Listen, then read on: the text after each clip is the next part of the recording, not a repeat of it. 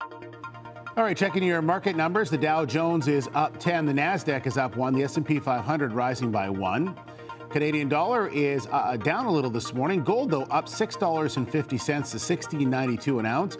Oil is up $107 a barrel, and natural gas $2.20 for a million BTU. All right, time to talk business. Sean Millington is off for the next few days, so Catherine Dorazio joins us. Good morning, Catherine. Great, nice thanks to have me back again. Yeah. Well, we're talking about one of Mark's favorite subjects. Too bad he's off today. You would enjoy this one. The rising prices of food and gas. Particularly, you look at gas, and that, of course, affects the price of food as well. But $1.44 or something like that is on the way in. We see it when we drive past any gas station every day. But really, what's happened here is Canada's inflation rate has gone up a notch again in February to now 2.6%. So gas and food prices are major contributors to that. But the psychological effect we have with gas is we drive by the pump and we see that number rising. And it stops consumers and says, I have a little less money than I had in my pocket before. Right. So is that sort of like the first step in that long line of dominoes then? Well, I don't really think of it more so as dominoes. It's really now looking at, well, what does that mean to Canadians and what does that mean to the consumer and the speed of this economic recovery?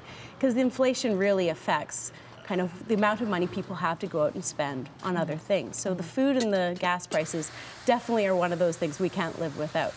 So we can think of it almost like a bit of a gas pedal. If we don't have that money to go out and spend in the economy, then we're really putting almost like a tax on consumers in the middle of this fragile economic state.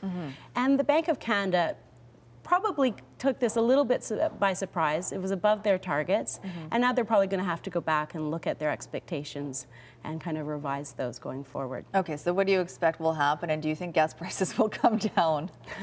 Well, I can't say I think gas prices will come down, but I definitely think we might see inflation probably go back. It was on a downward trajectory since about May of last year, so I don't think this is a permanent reversal in inflation, but yeah, we will probably see prices of gas and food staying high for some time now. And the Bank of Canada will do? The Bank of Canada will do what they can because they want to make sure that the economic state or the economic recovery remains positive. We want to see us pull out of this year. So. Okay. Thanks very much, Catherine. Yeah, thanks, Sophie. All right, here's where you can get Catherine if you want any more information. See Dorazio at cclgroup.com, and cclgroup.com is their website.